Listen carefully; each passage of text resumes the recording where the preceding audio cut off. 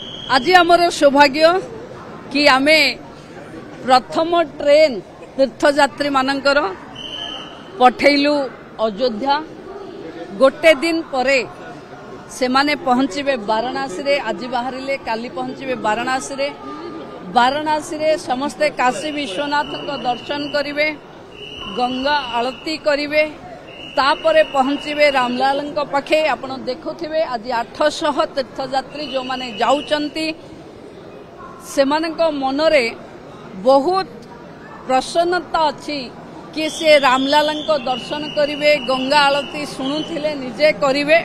एवं एही भली 4टी ट्रेन वाराणसी आ अयोध्या को जीवो एवं आहुरी 6टी भितरु 2टी जीवे ओंकारेश्वर, 4टी जीवे रामेश्वर मदुराई। एमती 10टी ट्रेन रे 8000 तीर्थयात्री जीवे।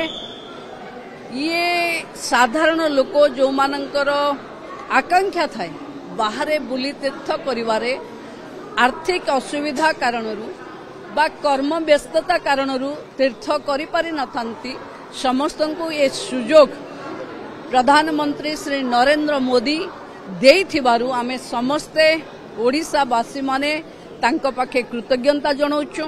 माननीय मुख्यमंत्री नेतृत्व रे पर्यटन विभाग ये कार्य संपादन करुथिबारु आहुरी अनेक एथर रेजिस्ट्रेशन बहुत भल हेछि।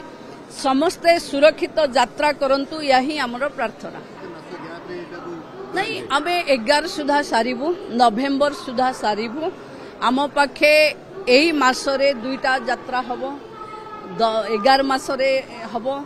तो पाखापाखि नवेम्बर एंड सुधा सबू 10टी गाड़ी जीवो एवं ये विभिन्न प्रांतरू जीवो माने जेमती संबलपुर आम पाखरे, बरहमपुर, रायगड़ा ये सबू को मिसई अयोध्या जीवा पाई पूरा 30टी जिल्लार कार्यकर्ता को सुजोग मिलिबो।